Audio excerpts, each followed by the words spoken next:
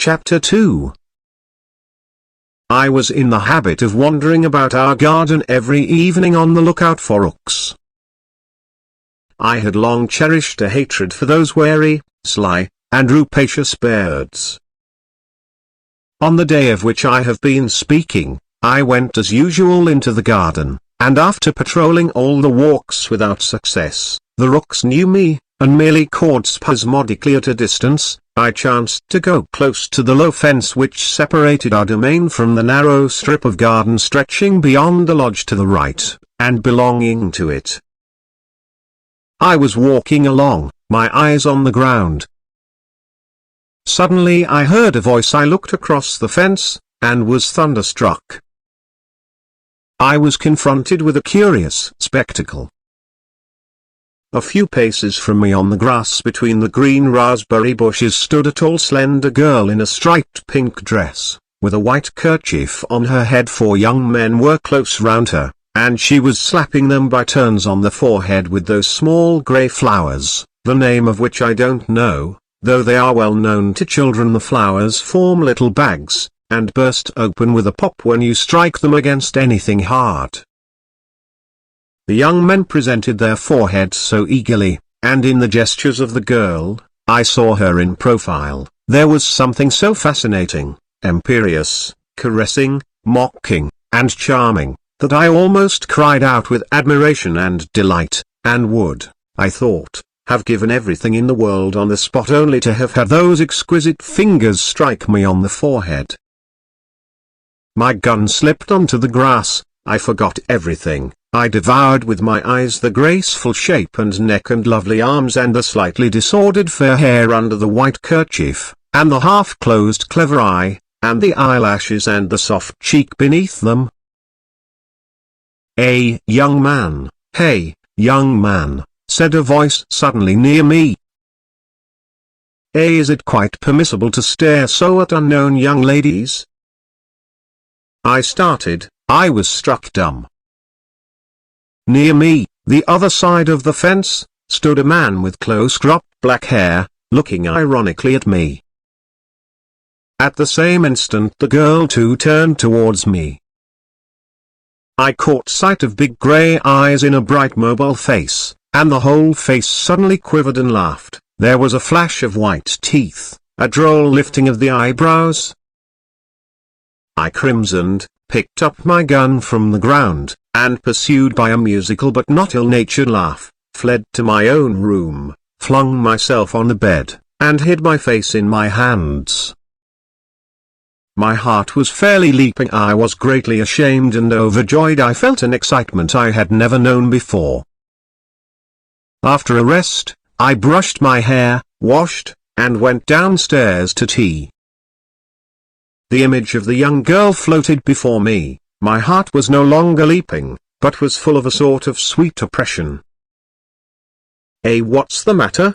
my father asked me all at once. Have you killed a rook?"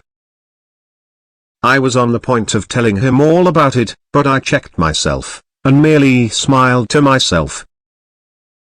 As I was going to bed, I rotated I don't know why 3 times on one leg, pomaded my hair, got into bed, and slept like a top all night.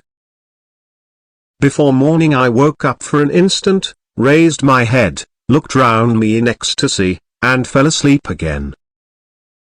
Chapter 3. How can I make their acquaintance? Was my first thought when I waked in the morning. I went out in the garden before morning tea, but I did not go too near the fence, and saw no one. After drinking tea, I walked several times up and down the street before the house, and looked into the windows from a distance. I fancied her face at a curtain, and I hurried away in alarm. I must make her acquaintance, though, I thought, pacing distractedly about the sandy plain that stretches before Neskutchny Park. But how? That is the question. I recalled the minutest details of our meeting yesterday. I had for some reason or other a particularly vivid recollection of how she had laughed at me. But while I racked my brains, and made various plans, fate had already provided for me. In my absence my mother had received from her new neighbor a letter on grey paper, sealed with brown wax, such as is only used in notices from the post office or on the corks of bottles of cheap wine. In this letter, which was written in illiterate language and in a slovenly hand, the princess begged my mother to use her powerful influence in her behalf. My mother, in the words of the princess, was very intimate with persons of high position, upon whom her fortunes and her children's fortunes depended, as she had some very important business in hand. I address myself to you, she wrote, as one gentlewoman to another gentlewoman, and for that reason am glad to avail myself of the opportunity. Concluding, she begged my mother's permission to call upon her. I found my mother in an unpleasant state of indecision. My father was not at home, and she had no one of whom to ask advice.